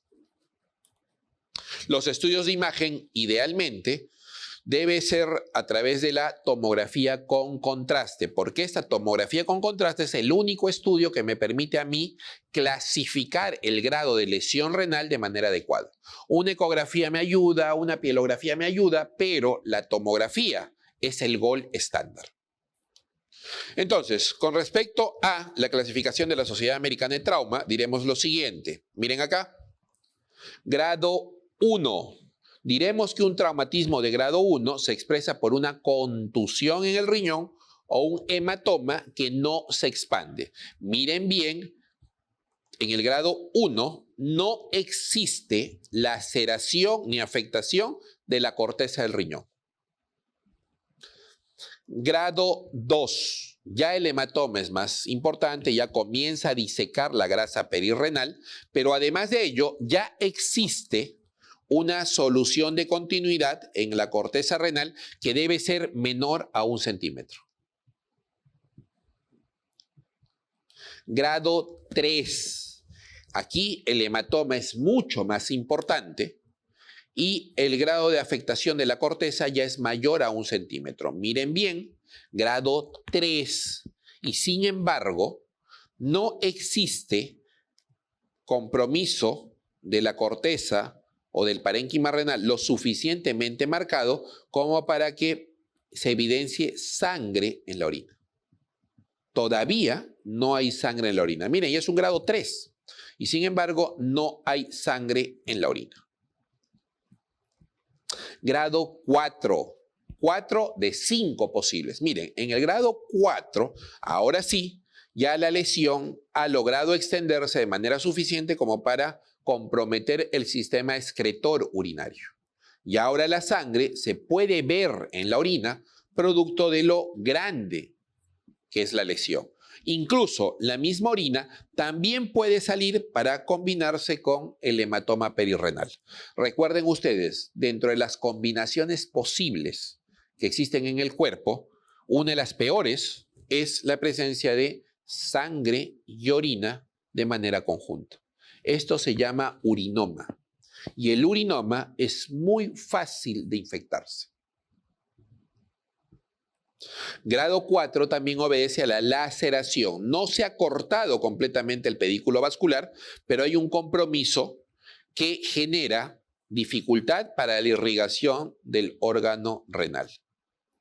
Grado 5 es lo que ya se los mencioné en su momento, como abulsión completa del pedículo vascular o, en su defecto, un grado 5 también consiste en la destrucción completa del parénquima renal o estallido renal. Cuando planteo yo la posibilidad de entrar a operar un paciente, recuerden, en el 95 o 98% de los casos, el traumatismo puede ser manejado de manera conservadora o de manera médica. ¿Qué significa eso? Que debo administrar la analgesia adecuada, debo evitar que mi paciente se movilice, Porque cuando mi paciente se moviliza o simplemente respira hondo o se incorpora, se pone de pie, el riñón se mueve. ¿Por qué? Porque los mecanismos de fijación renal, recuerden, son solo el pedículo vascular y la grasa que lo rodea. Cuando el paciente cambia de posición simplemente, eso implica movimiento en el riñón. Y cada vez que ese riñón se mueva, va a sangrar. Manera de tratar médicamente a este paciente es reposo absoluto en cama dura, analgesia óptima y evitar medios o fármacos que generen alteración de la función renal. Para todos aquellos pacientes que tengan inestabilidad hemodinámica, aquí sí, la indicación es quirúrgica. Cambien ese manejo no quirúrgico por manejo quirúrgico. Indicaciones absolutas: inestabilidad hemodinámica, hematoma perirrenal que es pulsátil o sigue expandiéndose, o, como ya se los mencioné, la avulsión del pedículo renal si el paciente sobrevive al evento. Trauma de vejiga. El trauma de vejiga es algo que se pregunta con bastante frecuencia, así que mucho ojito acá. Hablamos de trauma de vejiga cuando la vejiga se rompe, eso es fácil de entenderlo. Y para entender mejor la situación recordaremos lo siguiente. Anatómicamente la vejiga está dentro de la cavidad pélvica. La anatomía les va a permitir a ustedes poder discernir qué tipo de tratamiento es el que tienen que darle al paciente. Miren acá, yo les voy a comentar dos casos y a partir de allí vamos a sacar conclusiones. El primero de ellos es un paciente que está manejando su vehículo y de pronto tiene un evento traumático, tiene un accidente vehicular. Y producto de ese accidente se rompe el anillo pélvico, se rompe el hueso del pubis y parte del pubis, este fragmento, termina perforando la vejiga. Ese es el primer evento. El segundo caso es el caso de un paciente que estando con vejiga completamente llena, recibe un impacto, una patada en la región suprapúbica por encima del hueso. Estos dos tipos de evento me van a permitir a mí precisar dos manejos completamente diferentes. Y para que lo puedan entender, vamos primero a examinar la parte de la anatomía vesical. La vejiga es como si fuera un triángulo invertido. ¿Está bien? Tiene una base, tiene una cara posterior y tiene una cara anterior. La cara anterior de la vejiga está en contacto directo con la cara posterior del hueso púbico. Y entre la cara posterior del hueso púbico y la cara anterior de la vejiga, vamos a encontrar este espacio que se denomina espacio de Retzius. ¿Qué particularidad tiene el espacio de Retzius? Es una zona anatómica que no tiene comunicación con la cavidad abdominal. Es más, es precisamente por ello que la cara anterior de la vejiga la conocemos como cara extraperitoneal. La cara posterior de la vejiga está en contacto casi directo con las vísceras intestinales. Y el espacio que se genera entre el intestino y la cara posterior de la vejiga es conocido como el espacio de Denon-Villiers. Denon-Villiers tiene una particularidad, y es que Denon-Villiers, a diferencia de lo que sucedía con Retzius, sí tiene comunicación directa con abdomen. Sí tiene comunicación con cavidad peritoneal. Es por eso que esta zona es conocida como cara posterior de vejiga o cara intraperitoneal. Muy bien.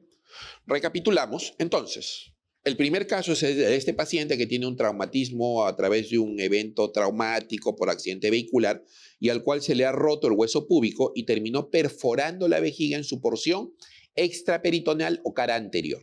¿Qué es lo que va a pasar? Ese hueco que se ha generado dentro de la vejiga va a permitir la salida de orina ¿hacia dónde? Hacia Retzius.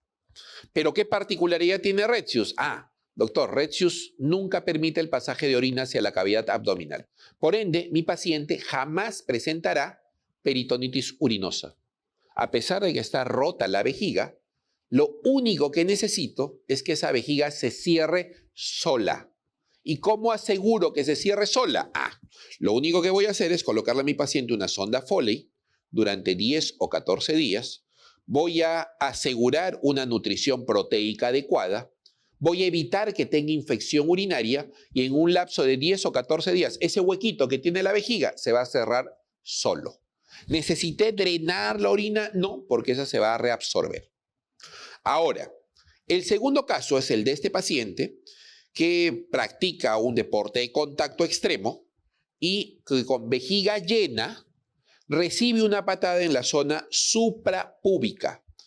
Cuando reciba la patada en esta región, y ya que la vejiga está llena, las ondas de choque van a comenzar a desplazarse en dirección hacia la cara posterior y hacia la cúpula de la vejiga. Precisamente la cara posterior de la vejiga y la cúpula vesical son las zonas más débiles de la estructura vesical. Es por ello que cuando yo reciba la patada en la cara anterior con vejiga llena, lo que se va a terminar rompiendo no es la cara anterior, es la cara posterior o la cúpula vesical. ¿Qué es lo que va a pasar? Va a comenzar a salir orina a través de esta lesión vesical y esta orina, que en principio va a ir hacia el espacio de non-biliaires, no se va a quedar allí. ¿Hacia dónde va a ir? Va a subir hacia la zona peritoneal o cavidad abdominal. Aquí sí hay un riesgo de que mi paciente curse con peritonitis urinosa. Tratamiento correcto. Aquí debo operar a mi paciente, debo abrirlo, debo limpiar la orina que logró entrar a la cavidad abdominal y acto seguido debo cerrar la vejiga. Conclusión. Traumatismos de cara posterior o de cúpula vesical deben ser sometidos a intervención quirúrgica. Clínica, dolor, dificultad para orinar. Si el sangrado es muy intenso puede producir hematuria e incluso hipotensión. El diagnóstico correcto se hace a través de una cistografía. ¿En qué consiste? Voy a instilar contraste a través de la cavidad vesical y ese contraste, que va a ingresar en cantidad de aproximadamente 300 centímetros cúbicos, si existe hueco dentro de la vejiga, voy a comenzar a ver que el contraste fuga. Eso es una cistografía. Es más, incluso le puedo pedir a mi paciente que intente pujar para orinar. Allí va a ser más evidente la salida de sustancia contrastada. El tratamiento, como ya se los mencioné, lesiones extraperitoneales o de cara anterior, sonda por 10 o 14 días. Lesiones intraperitoneales de cara posterior o de cúpula requieren tratamiento quirúrgico. Trauma de uretra. Con respecto al trauma de uretra, mencionaremos, que también se ha consultado un montón de veces, que la uretra es el tramo final del tracto urinario. La uretra masculina, evidentemente, va a ser la uretra que más se afecta a diferencia de la femenina. ¿Y esto por qué? Porque la femenina solamente tiene una longitud de 3 a 4 centímetros y esta casi en su totalidad, mejor dicho, en su totalidad, está protegida por los huesos pélvicos. Es prácticamente imposible que exista un traumatismo de uretra en el género femenino, cosa que no sucede en el género masculino. La uretra del varón, para efectos prácticos, va a estar dividida en dos porciones, una uretra anterior y una uretra posterior. Es más, incluso la uretra anterior a su vez va a estar dividido en dos, en una uretra peniana y en una uretra vulvar. La uretra posterior va a estar dividida a su vez también en dos, una uretra membranosa y una uretra prostática. La uretra anterior, con sus dos estructuras, la uretra peniana y vulvar, es una uretra sumamente móvil, se mueve con mucha facilidad. Eso hace que sea poco susceptible de tener traumatismos. Sin embargo, en el contexto de la uretra posterior vamos a ver una particularidad, y es que la uretra prostática es prácticamente fija, no se mueve.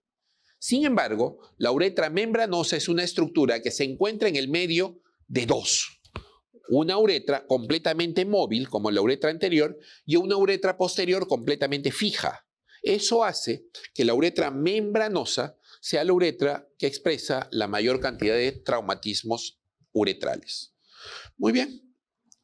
La clínica, evidentemente, si un paciente tiene ruptura de uretra, se le rompe la uretra, lo primero que voy a tener yo es que mi paciente no va a poder orinar, va a comenzar a presentar globo vesical, pero además de ello va a tener presencia de sangre, ¿en dónde? En la punta del pene. ¿Cómo se llama esto? Uretrorragia.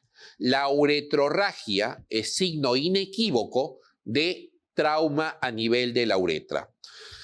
Recuérdenlo bien, cada vez que ustedes encuentren uretrorragia en un paciente, está completamente contraindicado, ¿qué cosa? Colocarle sonda Foley. No deben intentar colocar sonda en un paciente que tenga sangre en la punta del pene.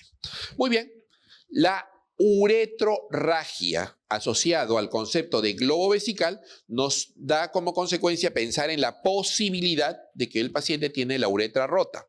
Sin embargo, también podrían darse lesiones uretrales parciales.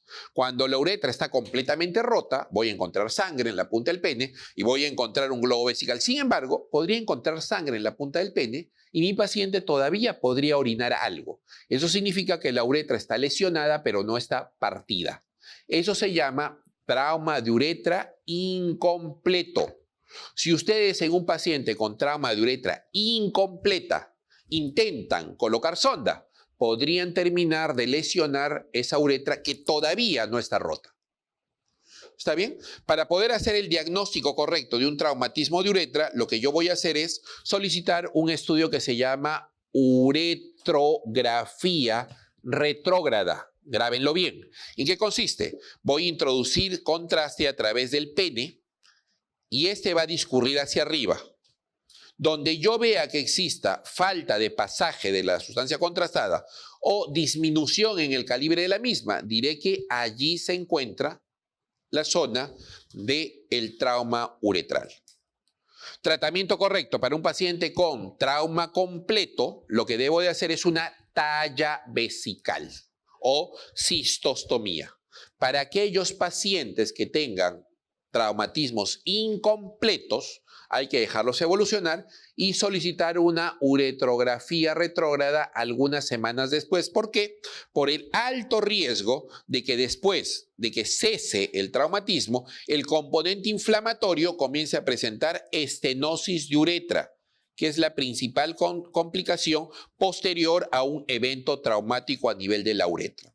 ¿Cómo vamos a tratar estas lesiones de uretra? En principio, eso va a depender de cuánto es el segmento comprometido.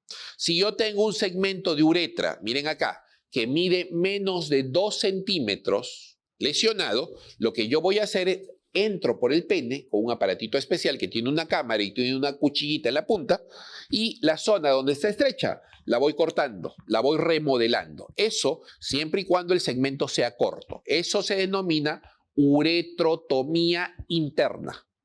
Para aquellos casos en los cuales el segmento de uretra lesionado sea mayor de 2 centímetros, o sean múltiples segmentos, lo que tengo que hacer es cortar el segmento comprometido, lo saco, lo retiro y voy a implantar una nueva uretra.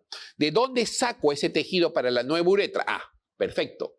Tan igual como lo que hacía con hipospadia, recuerden ustedes, sacaba un segmento de la cara interna del labio, lo tubulizaba, lo volvía como si fuera un cigarrito y lo ponía en la uretra. Lo mismo voy a hacer para pacientes con traumatismo uretral complejo. Eso se llama uretroplastía.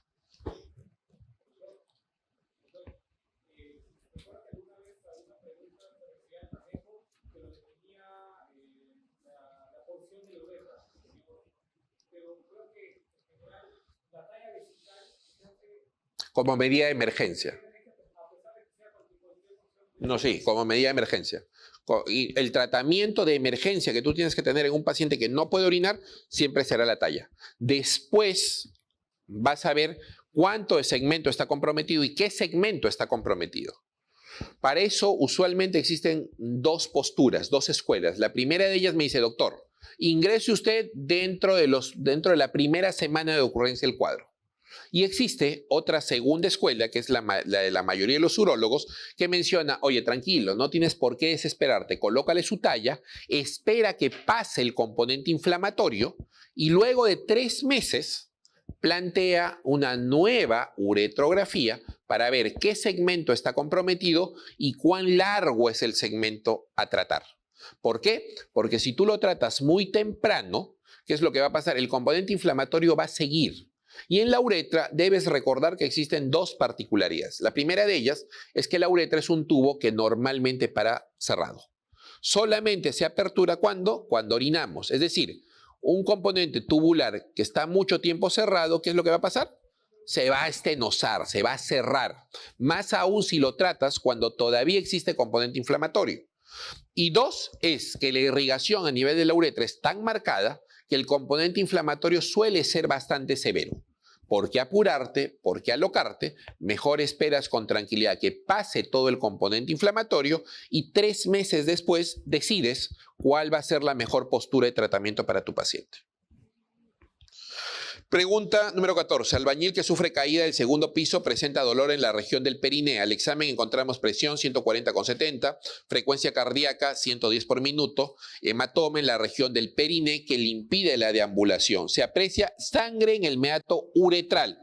Eso es signo inequívoco de que lo que se ha lesionado es ¿qué cosa?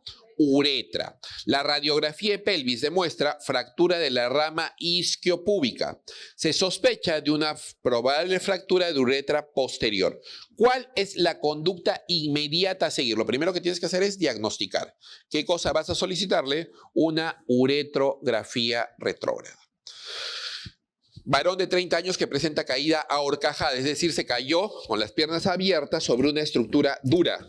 Llega a emergencia con hematuria franca, incapacidad para orinar, no puede orinar. Ahí el concepto correcto era uretrorragia, no hematuria. Incapacidad para orinar. Al examen encontramos hematoma en el periné y sangre en el meato urinario. ¿Cuál es la estructura lesionada? Es sumamente fácil de predecir. Eso es uretra. 16. ¿Cuál es el procedimiento que se le debe realizar a un paciente politraumatizado que presenta dificultad para orinar y sangre en el meato urinario? Como repito, lo primero es el diagnóstico, uretrografía retrógrada. Mujer de 25 años que sufre accidente de tránsito y en emergencia constatamos que las funciones vitales están estables, pero presenta una fractura de la rama isquiopúbica derecha, la cual compromete la vejiga en su porción extraperitoneal. ¿Qué significa eso? Cara anterior de vejiga. ¿Cuál es el tratamiento inicial? ¿Qué cosa le hacemos? ¿La operamos? No. Bastaría simplemente con colocar colocar sonda durante 10 o 14 días, asegurar una ingesta proteica adecuada y tratar una posible infección urinaria. Entonces, con eso es más que suficiente. 18. Varón de 20 años de edad que sufre atropello y encontramos deformación de la pelvis con uretrorragia, globo vesical y tiene deseo de orinar. Quiere orinar, pero tiene globo y además de ello tiene uretrorragia. ¿Qué medida está contraindicada? No deben hacer, ¿qué cosa?